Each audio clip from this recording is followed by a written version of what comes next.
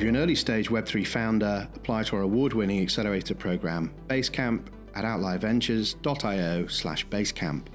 We write your first $50,000 check and give you access to 200 mentors, including many of the leading Web3 founders, and a network of 1,000 of the world's leading investors and exchanges.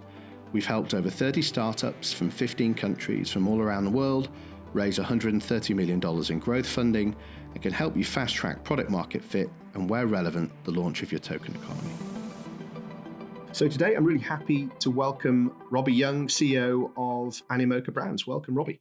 Hi, good to be here today. So Animoca Brands is a gaming studio and publisher. You specialize in gamification, blockchain, and artificial intelligence to develop and publish a broad portfolio of mobile products. Games include the Sandbox, both, I guess, the kind of franchise, the early editions, and this later edition, which is on a blockchain, Crazy Kings, Crazy Defense Heroes, as well as popular intellectual properties such as Garfield, Snoopy, Thomas and Friends, all things that I want to talk about later about how you're kind of bringing these brands and franchises into the space. You're also exclusive distributor for China for Crypto Kitties. So I definitely want to talk about that, both generally and in the context of Asia.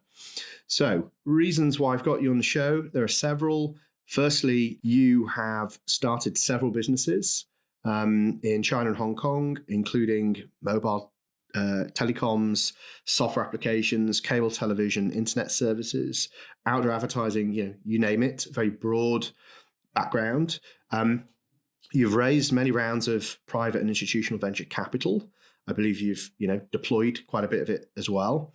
4 IPOs, several trade sales, lots of M&A. I believe you even had an exit from your first company, Redgate, back in 2013, the first company I could see that you co-founded, right? Yes. So we did, it was an ad-supported media business, and we spun off the magazine publishing business. We merged it with a Hong Kong company, a well-known newspaper and magazine publisher, and then we did a spin-off IPO of that business on the Hong Kong market. And then eventually the remaining part of the business, which was TV and outdoor, we folded into another listed Hong Kong company about 6 years later. Right. So not bad for a first startup, first-time founder. You flatter me because that was not the first company I started. Okay. You gotta fail at 2 or 3 first. I was going to say, I was very envious of you to get that right the first time. And as you said, as I said at the beginning, several games there, but I think the approach that you've taken with F1 Delta Time and Sandbox, we actually had Sebastian of Sandbox on the podcast not so long ago, 2 very exciting games. And I think how those games have been rolled out as a consequence of tokenization and being able to sell in-game assets is really interesting. So I want to delve a little bit into that later. So to try and summarize your origin story, as I said, Redgate Media Group, where you were co-founder, was a home run, as you described it. Since then, as every good successful founder, you had been a NED, advisor, investor, as I said, I guess both as an angel and as a VC to several projects, including Schmap, Conspexit Limited, Gamey, and several others. In September 2012, you joined Outlier Ventures, which is that the venture arm for Animoca? Outlier Ventures was essentially, it was the predecessor or precursor to Animoca Brands. And so what we did was we built, I joined when the business had already been started for a few years because Yat and David, the founders, started it in 2009 after they'd sold their previous internet messaging business to IBM. And they then started on mobile games pretty much at the dawn of the app stores. And after a few years of success, when I had finished wrapping up what I was doing with Redgate, I joined them, and Yat and I had been friends for more than a decade prior, since we were kind of part of the original class of tech entrepreneurs in Hong Kong that cut our teeth in the early web days in the mid 90s.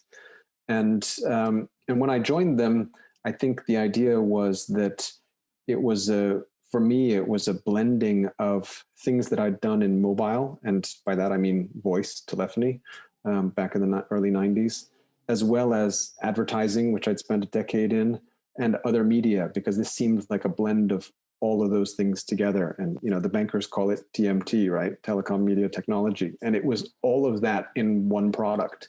And I thought that was really cool, even though personally, I was not a big gamer and I was not as familiar with gaming at the time, but I did understand media and distribution. And so I joined the business. And then as we grew it, we decided in 2015 to take part of the business public, which is Animoca Brands. And so I've been running the public company, Animoca Brands, since then. Right. And I believe Outlier Ventures was backed by Intel Capital, IGG Excel, and Animoca itself has one of the largest portfolios of mobile games in Asia, just so people have a context of the scale that we're talking here, and clearly would help explain why it had the right qualities to go public. And then, as you say, 2014, CEO of Animoca Brands. So maybe we could kind of just pause there and talk about Animoca Brands and its kind of strategy. And then, as I said, you guys have been very early into things like Crypto Kitties. I think you also had an investment into DApper Labs, right? Correct. So we participated in their Series A, and we've had a close relationship with the founders, since they started the business. And really, as a mobile studio, our big philosophy and one of our themes, which is why we call ourselves Brands, Animoca Brands, has been leveraging licensed IP to create games. And by that, we mean original games that we make, but we license brands to use in the games. So it ends up as a Snoopy game or a Garfield game or a, Ultraman game, etc. But we pay royalties, and the game and the revenues and everything are ours. It's not a work for hire.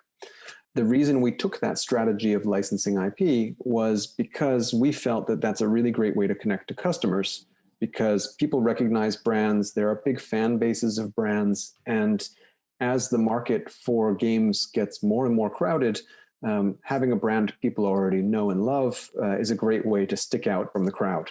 So we took it as a strategy to help us address the rapidly increasing marketing costs on mobile.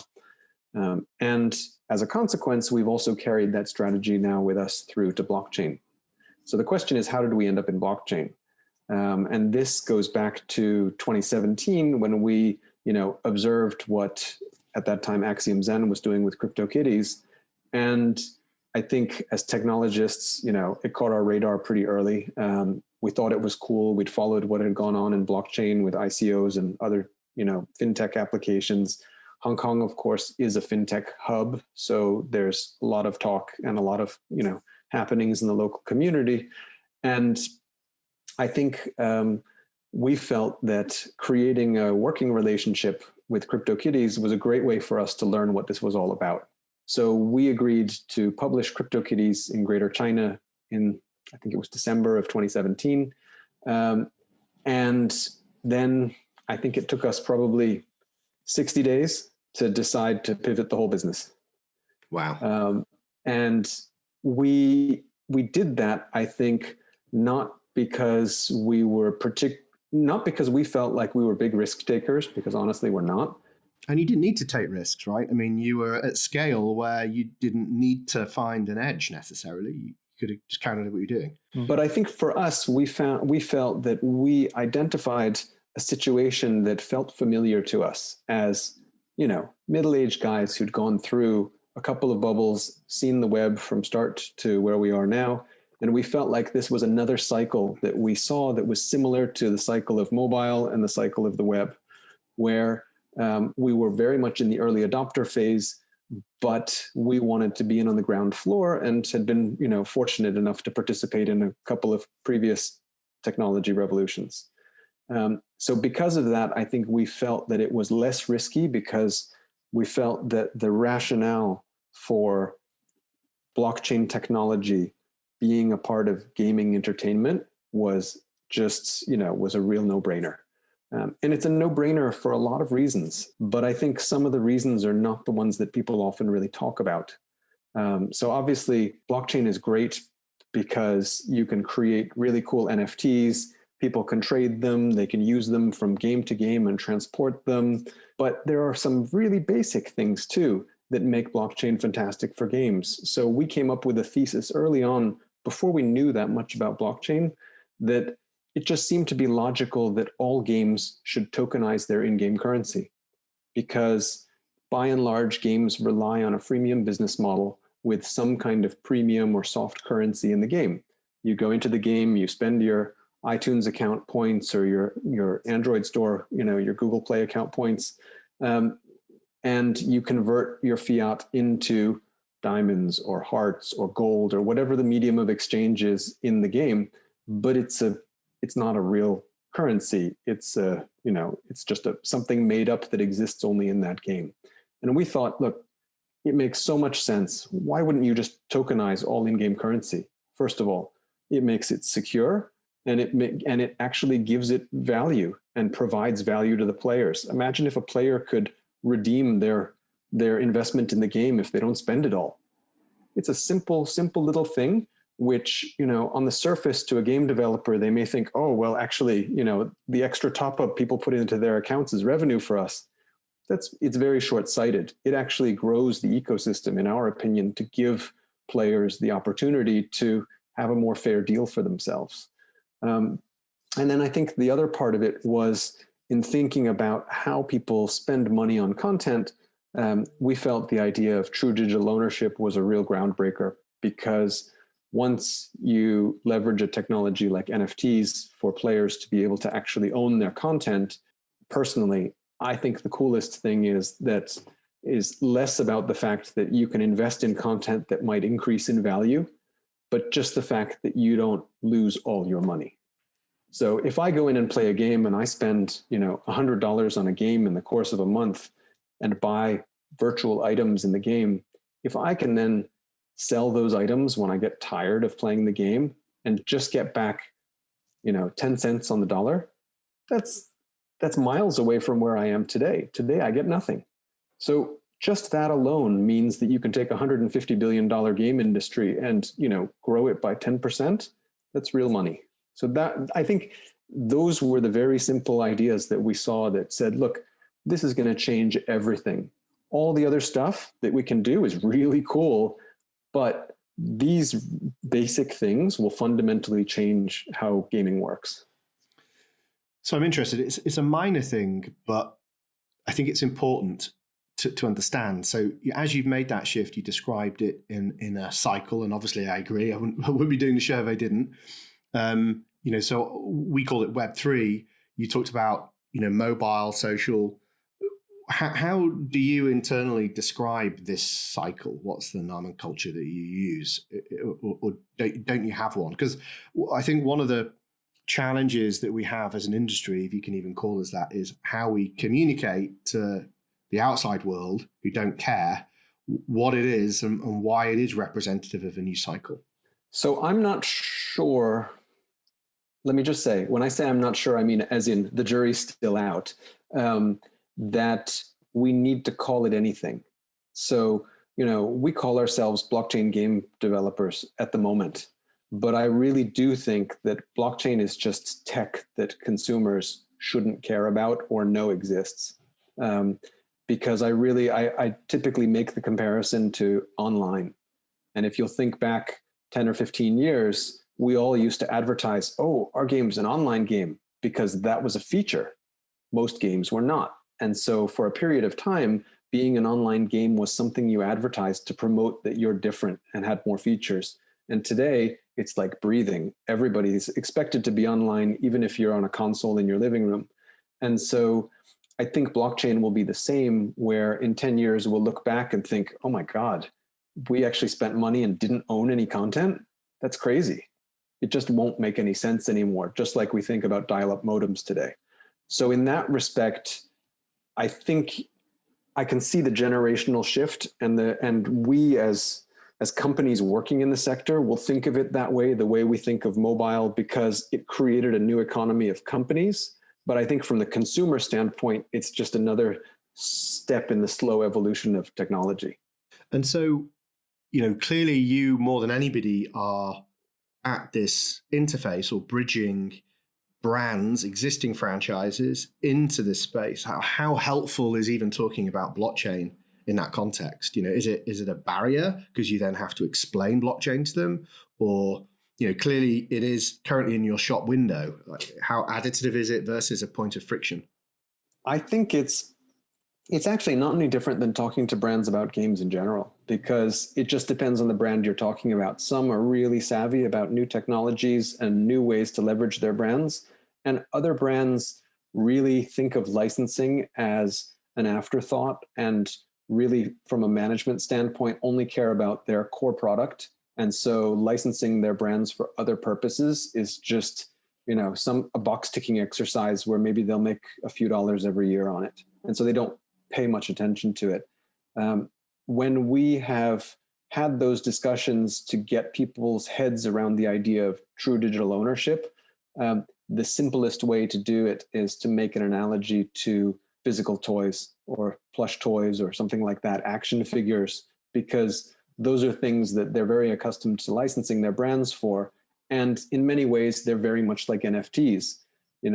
A typical concern of somebody would be, a licensor would be that if I license you my brand and this, NFT with my character can be taken out of the game and used elsewhere, how do I control that they don't deface it, or that, or that they don't, destroy it? And the answer is simple. If I buy a Star Wars action figure at the toy shop, I could take it home and melt it on my stove. There's nothing you can do about it. It's my property. I own it. And if you think of it that way, then, there's a logic to it that they then understand, but it's very difficult, as you well know, to get your head around the idea that there's digital content that cannot be copied, because we've spent 20 years trying to figure out how to solve that problem. And it seemed unsolvable since, we all watched the iPod, right? And iTunes and some very expensive exercises at digital rights management, which ultimately ended us in a world of streaming because the problem couldn't be solved. Yeah, I think that point of digital scarcity is the key that I normally use to unlock somebody's mind, to think about the possibilities here for the first time we have digital scarcity. And if they need to understand one thing, it's that. So as I said, you guys, well, as you said, you guys have got in very early into the space. You move very quickly with Crypto Kitties, DApper Labs, Sandbox. How has the space evolved? Because, I came back to NFTs, it was probably only in the summer. So I think July, August, I've been in the space for just under 7 years, or maybe around 7 years. So I was aware of NFTs, but I kind of took my eye off it. Didn't really pay much attention to it, came back in the summer and was blown away by what was going on. And clearly you've been there throughout that whole journey when perhaps there wasn't so much attention. How has the space evolved over the last few years? So this year has obviously been great for NFTs. It's been great for the game industry in general. We are a kind of a, morbid beneficiary of the pandemic, because when people spend time at home, they spend more time playing games. And we're all very lucky, frankly, because it keeps us all working in a very difficult environment. It's changed dramatically. The thing about NFTs that's tricky is that the technology underlying it has also been changing very rapidly. I think we're still having many of the same discussions now that we had 2 years ago, 3 years ago, about one blockchain versus another blockchain, or side chains, or how you're deploying the product to the consumer.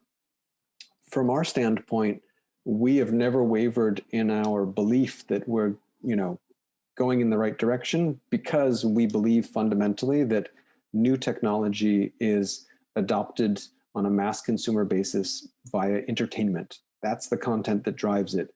Nobody goes out and buys new technology because, that online banking is sweet, with all due respect to the finance world. That doesn't make the mass consumer audience buy stuff. If you look at smartphones, people may have bought a smartphone initially because you could do email on as well as telephone. But now, what do people mostly do on their smartphones? It's social and gaming, which are both, in my opinion, entertainment.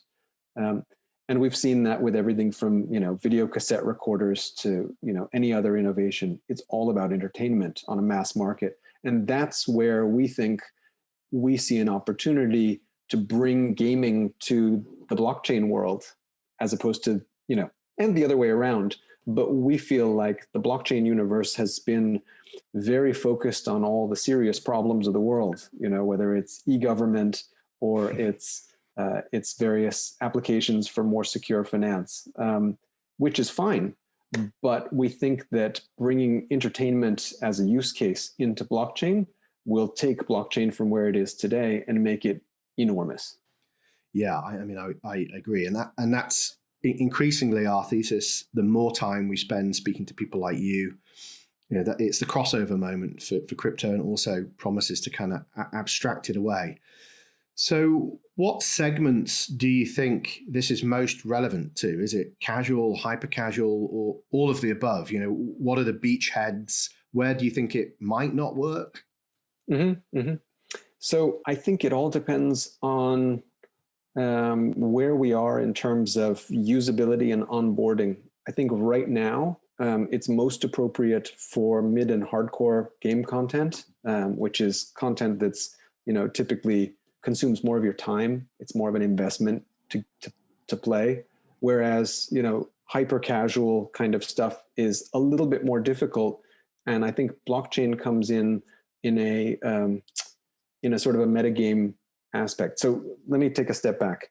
One of the things that's really cool about blockchain, when you think about it from a game developer standpoint, is it allows you to create new types of metagames to appeal to consumers. So what I mean by that is, say you have, like in football games, for example, you have two different classes of football games that are really popular. You have the ones where you play as a player on the field, and you have the ones that are more of a metagame where you're a football manager. And football manager games are actually just as popular as the playing games, and they make just as much revenue for football manager game developers. So those are the two types of games. And we've done something similar to that in our F1 Delta Time racing game. So you can race cars, or you can focus on a game where you're just, buying and selling drivers and teams and things like that. But on top of that, there's a metagame of the fact that you own content. And so because there's an in-game economy that is an actual economy, because it's tokenized, there's a value placed on all that content. And so what we've done is we've sort of snuck in some aspects of DeFi in there, actually, where now if you own a car, for example, you can stake that car to earn yield in in-game currency. And because we've created this Rev token, which is the in-game currency of the game.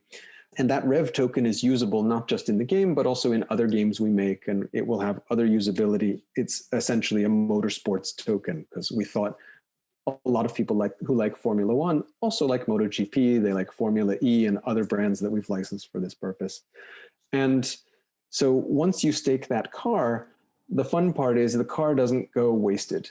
It doesn't just sit idly on the shelf. We actually then rent it out to other players, and that's where the yield is derived from. So you can come to the game as a player with, lots of money to spend, and you want to invest in a collectible asset and buy this fancy car, or you can come with not much money as a sort of a track day type, and you just go and spend money, pay as you go, to rent somebody else's car and have a fun experience.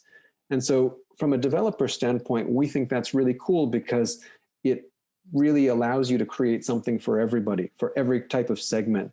There are the people who love to race cars. There are the people who love to collect F1 stuff. And there are hardcore crypto people who are like, ooh, new asset class, and I can get yield. and yeah. All of them are welcome. And what I hope is that for the last category of people who are just interested in NFTs as an asset class, they'll come and they'll say, actually, this is pretty cool. I can use this car. Maybe let me try to play the game a bit before I just flip my NFT. and we find that that's happening a lot now, where people are like, oh, actually, this is much more fun than just watching the trading screen. I could play this game, and then, when I'm tired of it, then I can sell my NFTs. Yeah, really interesting. And so will you be able to stake behind a person or a team? Does that then extend into esports as well? Not yet, but watch this space. Yeah, I mean, it feels like an obvious extension. So, as you talk about this metagame and as you say, in-game economy and earning content, speaking off air, you said that affords you a new way to roll out a game. And so both with Sandbox and the game that you just mentioned, it's allowed you to launch slightly earlier in the cycle. Could you talk us through that rollout strategy that this now affords?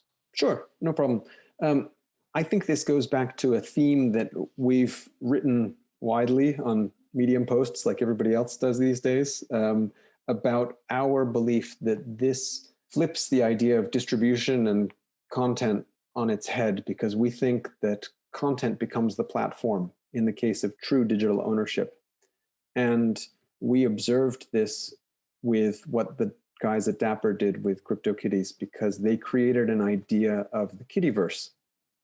And this was something that really resonated with us as game designers. And the Kittyverse was a really simple idea. Lots of people own Crypto Kitties, they play the core game, and now there's a big audience out there of kitty owners. So it makes sense that if they open up access to their platform, other developers can now create applications, games, whatever, for people to use their kitties. So I'll create a kitty theme park or a kitty Pac-Man game or something, because there's an audience of spenders, and that's most important to game developers because we're always looking for spenders who own kitties and want to play with them somewhere. And so it's logical then that the kitties become the platform. And, substitute the word NFT in there. We think that's really exciting because it's about creating audiences who own content. They then attract developers to them to make more content for them to use their NFTs in. And I think that's very, very exciting. And so what you were asking about with regards to timelines, if you look at F1 Delta Time, for example, we started first trying to engage with the F1 fan community by launching a series of digital collectible cars. And we did them in auction format on OpenSea. And the reason for that was to get people engaged, also for PR purposes, because auctions attract a little bit more attention. We happened to get lucky by accident that our very first collectible sold for 419 ETH, which was the record in 2019 as the most expensive NFT. And as a matter of fact, the owner has just come forward to reveal himself in the last couple of weeks on a podcast. And so we sold content actually prior to the launch of the full game. And then over time, we sold more and more content. So we did crate sales where you could buy a crate, and inside the crate, it included, car parts and a driver. And there was a certain kind of randomness and luck involved in buying crates. And then eventually we launched the first sort of playable game experience, which were the time trials. And now we're launching the full racing experience later this quarter. And so as the game has evolved, it's helped us to build the community. It's helped us to get feedback from the community and tailor where the ultimate, where the ultimate product goes. But at the same time, from a developer standpoint, it helps us to finance development because we can sell some content to our players in advance. So you can also think of it a little bit like crowdfunding your title. Yeah, super interesting. And so, earlier you were talking about the economy. You mentioned some of the dynamics there in terms of staking, renting things out. One of the things that I'm finding really interesting as I go deeper down the rabbit hole, for example, in Axie Infinity or whatever it might be, is this idea that there is the ability to play to earn. So very quickly, this can become a job for many people. I don't know whether you would class that as pro gaming or not. I guess so. And the barrier to entry is incredibly low. So, of course, some of the in-game assets are prohibitively high, I guess, if you want to play at an elite level.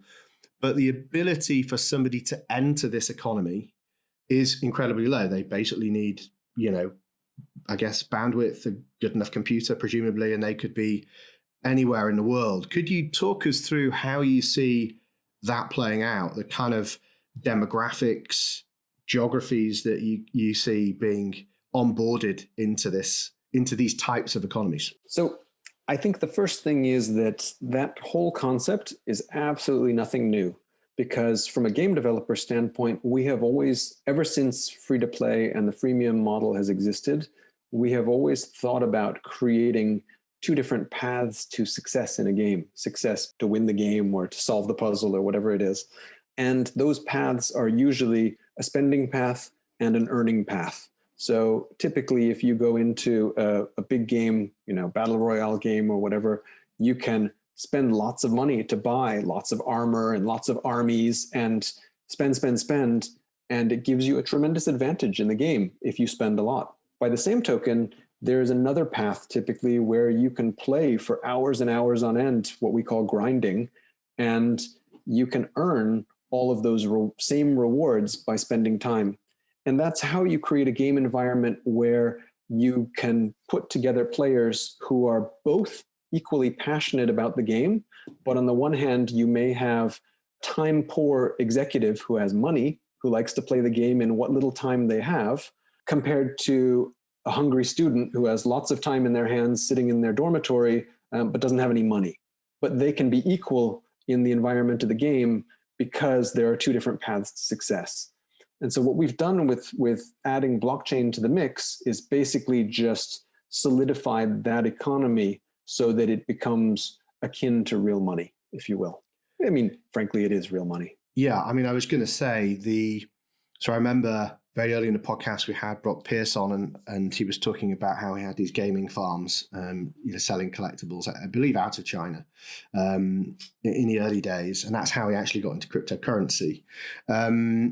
But I think, well, and you'll recall that World of Warcraft gave rise to people mining gold, as in-game gold, right, in China, and that was $100 million business a decade ago, although it was right, a gray market. So essentially, that desire has always been there because people enjoy playing games. And frankly, if you think about it, using that student and executive analogy, if the student can spend enough of their time and earn rewards in the game doing a job they find fun, and then sell that reward to somebody who doesn't have the time to do the same activity, hey, everybody wins.